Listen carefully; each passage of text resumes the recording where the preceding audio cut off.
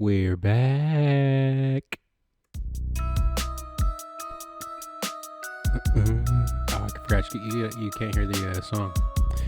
Well, you can hear the song. T2 can't hear the song. We got a new song. New year, new song. Well, same year, but you get the vibe. Hey, hit subscribe. Hey, hit subscribe. Hey. All right, welcome back to the Two Tone Podcast. After a long hiatus, we are finally back in the saddle. My name is Jalen Kale. Alongside me, as always, Theo Kale. excuse me, I had a nasty ass burp there. How you been, kid? What you been up to? Ain't been on the podcast in a hot minute. You got to be doing more than working. We know you've been working. Come on now. Shut the fuck up.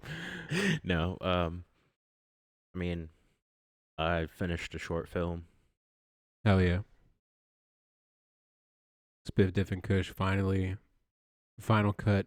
Yeah, we're just waiting to release it. Got some people looking over it. That's why it hasn't been released yet. Okay. Just to give them the first look at it. Right. Get their opinions on it. But it will be coming out here soon. Hopefully, if it doesn't take them forever to answer back my messages. Hell yeah. But other than that, I've been helping Jalen with some stuff for music. Been working on the music video a little bit. Yeah. Still not quite all the way done, but we're about I'd say 70% done, maybe. Maybe 3 or 4 more songs to actually get all the way through. But other than that, music video coming out soon. I dropped a song. I don't know when this will come out, but by the time this is out, I've dropped a song off of the album. It's called Grinch. Go check it out on all streaming platforms. Excuse me. I mean, other than that, I haven't really been doing much. Been working, helping people with stuff here and there. So you were telling me the other day that you were working on a script for something new. I can't remember exactly what it was, but The ideas. refresh my memory. Yeah. A dramatic, love story. Basically, is the idea. I don't really want to give that much away, but Okay. Fair enough. But just trying your hand at a love story rather than in the what you've done so far. yeah. Something easier so there's not a bunch of shit that I need to get prop wise. Right. You can just have a couple characters and Yeah. they run into some other people, but they're not really pertinent to the story. Yeah. Interesting. That's about it. That's all I've been doing. Hell yeah. What you been doing? Working on the music video, editing the short film. We can get into that on a later episode about editing and all that shit, but good fucking lord, was that a mission and a half. Yeah, I learned a lot of valuable shit in Premiere and all that, but fuck was it a long fucking process. What also didn't really help that we slated and you totally forgot about that until halfway through the editing. Okay. So I'll give you this. I'll give you this much so far. When I was editing the first couple of days of the short film, I lined up the audio with the mouth shapes that people were making. So I went to the bank. I line up the B syllable with the first. It was I was like, by day 3 I was like, there's got to be a better way to do this, and I was like, oh yeah, we slated the entire thing. And just line up the click with the. I mean, not very good slating, but yeah, that's another problem, but slated, though. The accuracy of the slates was questionable. Yeah. We had about 6 2A take 4s. Yeah. And I'm like, okay, which one is it actually? But yeah. I mean, still learning. Right.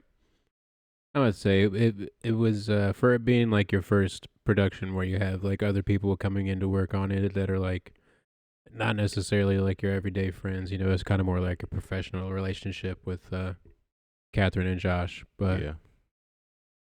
it's always nerve wracking just to have other people around you. I feel like, but for the first time on set, I feel like it went as expected. You know, we kind of got off track a few times, but it also being a comedy didn't help anything. You know. Yeah.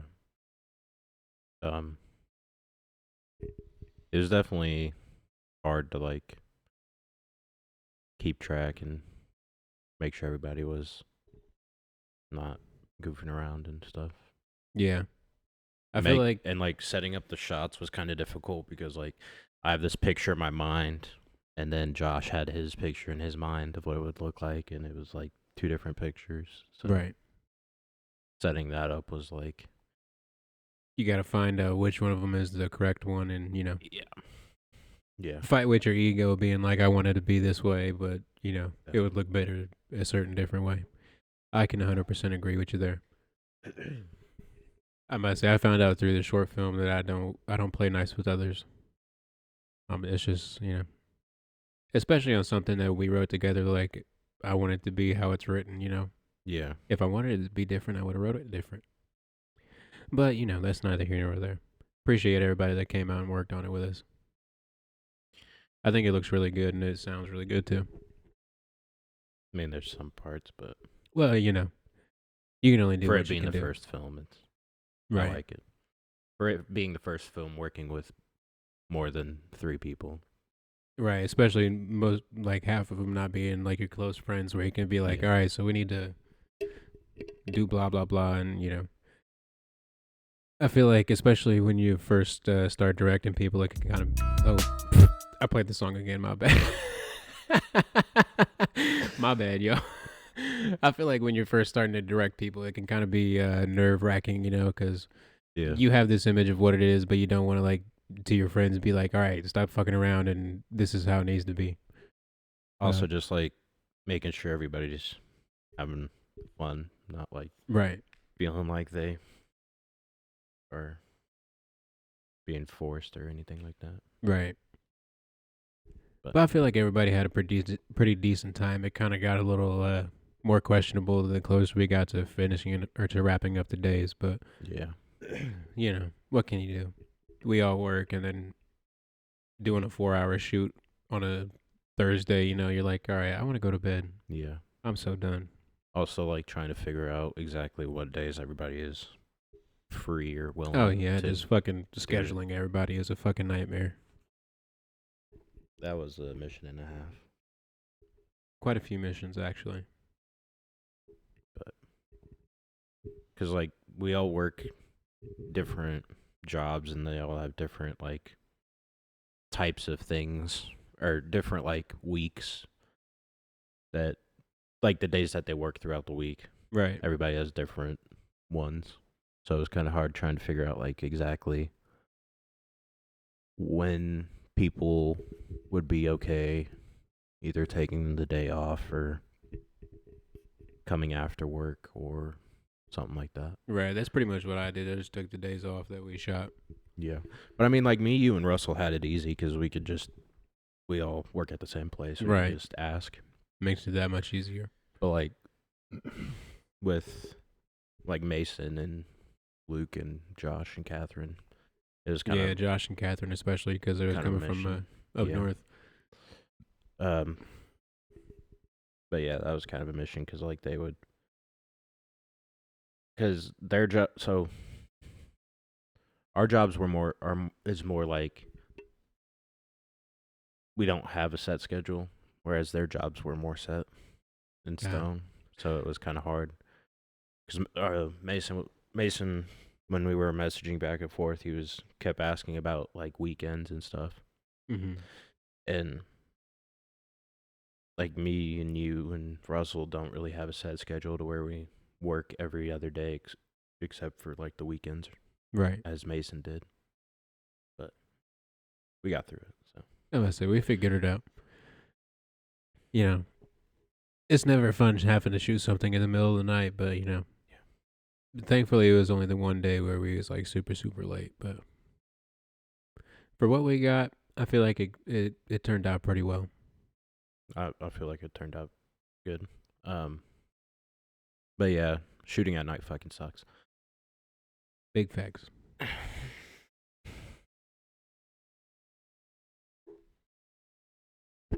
What would you say was your favorite part of shooting the entire film? Probably either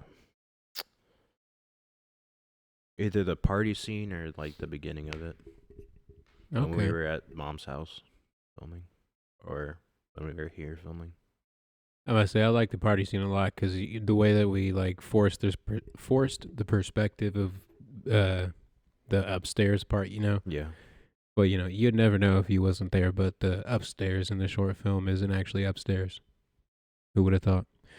Well, I Um, mean, you can see the front door in the shot, but for like half a second, if you didn't know it yeah, was a front door, you wouldn't you'd know never that it know. was a front door if you didn't know. Exactly. But But yeah, I feel like it turned out really, really well. You have any idea of a day you're gonna drop it or release it rather? um, not specifically, but You got a time frame you're looking for? hopefully within the next few weeks, Okay. Hell yeah. maybe next month. I don't know, just depending on how long it takes the people that are looking over it to respond and talk about it and get their thoughts on like what I could do better for next time. Fair enough. But I might say it's too late to change anything yeah, now, but I might say I feel like I'm also kind of like it's it's up in the air, but I was thinking about sending it into a film fest. I want to, but at the same time, it's like I kind of want to just drop it. do you have to wait to release it to the public if it's Yeah, submitted to festivals? yeah. That fucking sucks. I mean, I could do like private screenings with like people that I invite, but I can't like release it publicly. Right. Yeah, that kind of fucking bites. So that's kind of up in the air. Also, I'm probably not gonna do it with this one. I might do it with the next one, but What time of year are the festivals usually? either year round. Just Oh, are they? depends. Yeah, depends on what film festival you're looking into. I about to say I saw a couple things on Instagram the other day where they were talking about how Indiana is like a really big state for film festivals, and I was like, I never even know there's more than like two. Yeah. I can think of like the Heart something film festival, Yeah, and then Heartland like Film Fest. the Indie Short Film Festival. But Those are the two big ones. right, But yeah, I don't know if the library still does it, but once upon a time the library used to have film festivals. I kind of want to start my own film festival. To be honest. I mean, I can understand the want to, but I feel like it'd kind of be difficult to get established. Yeah. Also, just like get enough people to join would be like Right. because I don't really know that many people that do short films other than me and Very true. Kyle and Chris. But Chris did one. I was thinking about writing something, but I'm not sure. But yeah. I think it would be cool to have your own little short or your own little film festival. Make your own little awards and everything. Hand them out. It could be cool. But yeah.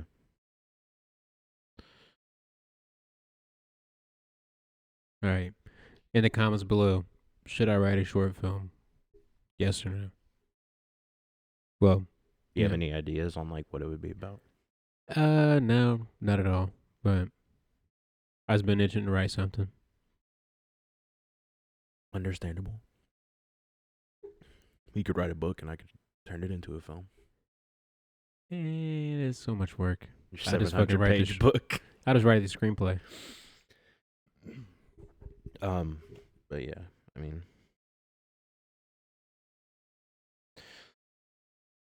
Indiana's not very film movie industry oriented as other places. Like I know of 2 places that are like big names that make films in Indiana. Bayonet Studios and Pegasus Pictures.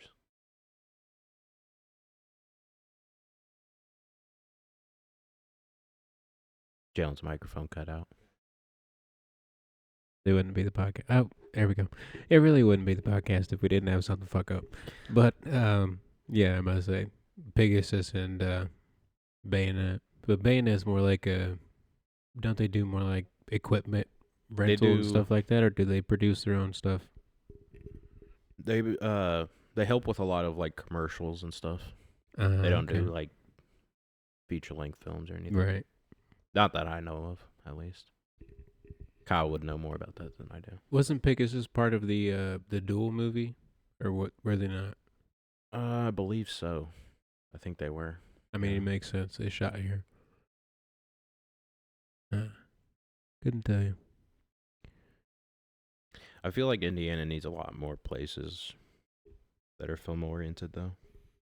Indiana needs something that's not fucking restaurant oriented. Yeah. I feel like all we do is fucking drive around and go out to eat. Like, it's so fucking dead being a creative person in Indiana. You know, you're just kind of farting into the wind with anything you put out there. Oh, I mean, there's some things that you could do in Indiana. Like, there's, like, I have this idea of a horror film that's based in a cornfield, but, like, that's already been done. I mean, I feel like, yeah, well, everything's been done. You just got to find a way to make it your own, you know? Yeah. I feel like if somebody comes out with something original nowadays, it's like something really, really off the wall. Yeah. But like, yeah, I feel like Indiana's just dead space for creativity. There's not really anything. There's nothing to like really work towards in Indiana creatively. Like, you know, you could play a venue here or there, but you know, you're not really gonna be able to make a viable living in Indiana. Have you ever thought about playing at those free concerts that are in the at the outside auditorium? Oh, at the amphitheater? Yeah. I've looked into it, but like they usually book like cover bands and stuff like that. You know, which is something I'd be willing to do, but I ain't really got a band that I could play with on the fly like that and practice with and all that. Yeah. And be because there's a lot of people that go to like those free concerts. So I wish there was more of a like an open mic scene in Indiana. There's every open mic that I've been to so far is kind of just like like it's like 14 drunk old dudes and then 3 younger guys that are actually making music, and all the older guys just fucking sing some Johnny Cash song or something. Didn't Books and Brew shut down? Yeah, that was a sad day. That was one of the venues I used to play at a lot. But yeah.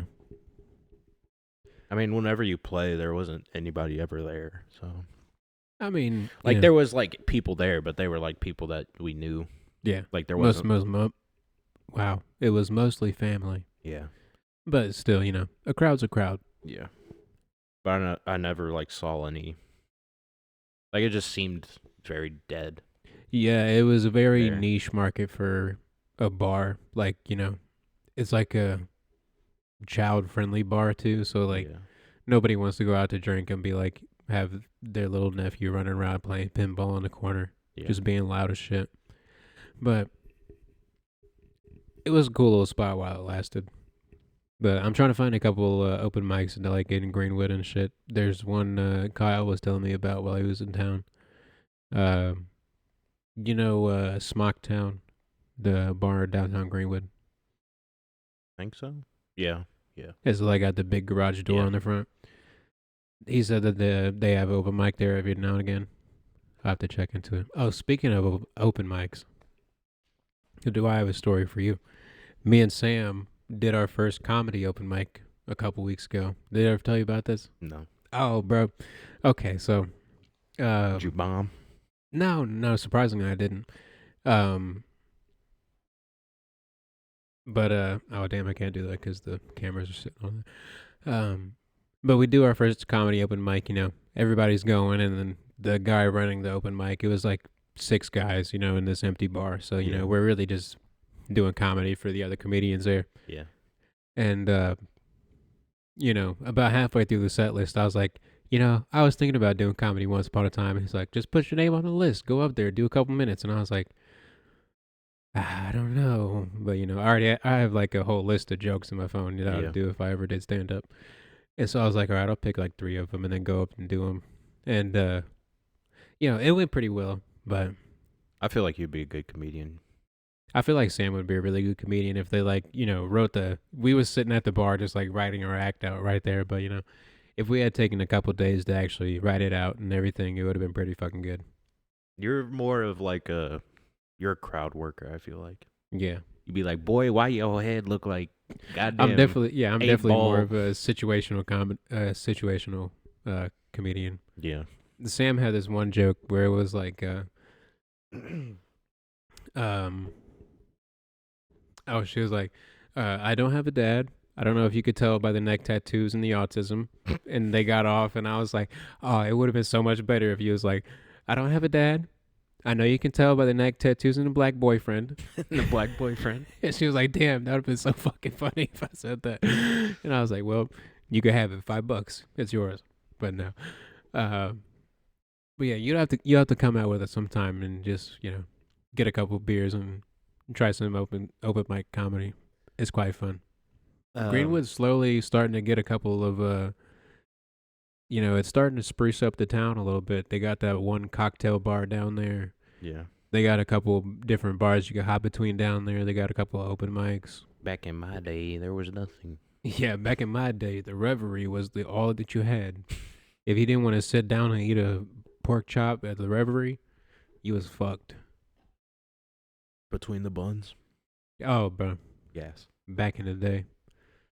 That building ain't even there no more. They fucking bulldozed that bitch down, put a new sidewalk in. It's bougie as fuck though now. It's kind of nice. Not gonna lie. Are they still open? Like, do they have a different location anymore? I think they do. I think it's in like Southport or something. I know it's on the south side, but I couldn't tell you if they're still open or not. But I was talking to Mason. Oh yeah. When we were filming. But it was a little bit before we were filming. Right. I was talking to him about stand up. And he said he hasn't been on a stage in a while. Yeah, I'm about to say there's really not a lot of room to practice if you don't want to sit in an empty bar or like, you know. There's really not. I don't know, you know, there's really not a lot of people that want to grind at an open mic, I feel like, you know. Yeah. So there's really not that much there's not that much demand for it, I would say. And really the only place you got for like stand up comedy is the Helium downtown, really. Like that's the only place where like it's a comedy club, you know, like we don't have. There used to be one in Greenwood. Really? Yeah, remember that building that used to have the plane in it? There used to be a comedy club. Like the plane that was sticking out of the roof. Oh, I thought that was a restaurant. There used to be a comedy club. At least that's what I was told by Mom. I don't know. Interesting. I never even knew what it was. I thought it was like an insurance place or something. I did too, but that's wild. Yeah. I mean, I feel like the Midwest is more of just like the Midwest is where you come in your 40s to like settle down and, you know, live the rest of your life out. Yeah. I also feel like the Midwest is where like some artists go just to work on bettering themselves in their art form, and then they go out to like California and stuff to. Yeah, I can understand that. I feel like it's definitely. I mean, like nobody cares about anything in Indiana. Right, like it's definitely a very reflectory kind of experience making shit out here. You know, you really have to feel deeply about wanting to make this thing that 17 people are gonna watch on YouTube, and 14 of them are you watching it over and over and over again. You know, or your friends that will just say that you did good. Right, they fucking just scroll through it real quick. Yeah. Like, fucking, that's the credits, basically. But Yeah, I feel like the Midwest is just that area where people go to hone their craft. I feel like it would be a lot easier to hone your craft when there's actual places that'll help you. Right, like when there's other people that are in the same kind of position as you, so they have a Yeah. perspective on how things should go, or what they think it should look like. Like um Ky- uh when I started talking to Kyle about getting into filmmaking, he understood what it was like to like make movies in Indiana, so he Right, gave me a bunch of like tips and tricks and like how to work through having basically nothing.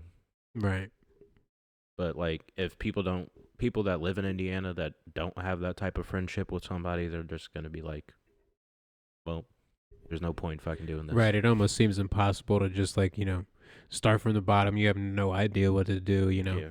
You just look at somebody making a movie and you're like, "There's not a fucking chance I could do that." In Definitely. reality, all you have to do is point your phone at something and record it. It's really that easy. Yeah. You can make it as easy as you want it to be, or you can make it as difficult as you want it to be. You can definitely overproduce something. I feel like having all That's the. when you get stuff like Marvel and any Marvel movie that comes out now. Honestly, I feel like nowadays Marvel's just kind of fucking dropped off. Like after Endgame, I just was like, all right, I gave y'all 14 years of my life. I ain't got nothing else. What you want from me? Yeah. I'm surprised because A24 been making bangers. I saw A24 made a movie the other day, and I was Keep a bit. Quiet or the Keep Quiet something. Is it based around the Dust Bowl? No, it Uh, was a movie that I didn't even know it was an A24 movie, but fuck, what was it? Oh my god. It's gonna piss me off. I can't remember what it was. Um, damn, I really have no idea what it was. Anyways, A24, they've been making bangers. they I feel made like they've been making, they've been quietly making bangers for a while now. they made I'm gonna Google this shit real the quick. wrestling movie that we They watched. did, yeah. That's on my list of movies to talk about in the episodes. Oh yeah. If you're wondering why we ain't talking about a movie or an album yet, we're just talking shit, shooting the shit. We're just getting the podcast back going. We'll come back in a couple of weeks, or well, I suppose when we put this out, we'll have the one for the next week ready to go. So next week we'll have an album and film for you. So, um, what was I looking up? A24 films. Okay. Yeah, they make a lot of movies that you wouldn't really think are A24 films.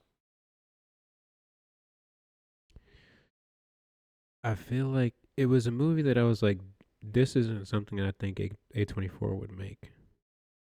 Civil War, that Civil War Yeah. movie, that I never ended up watching it actually, but um,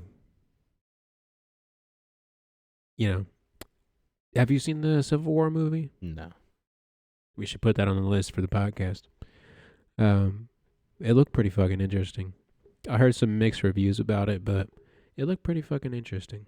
They made Lighthouse. Yeah, they made a lot of like, they make a lot of really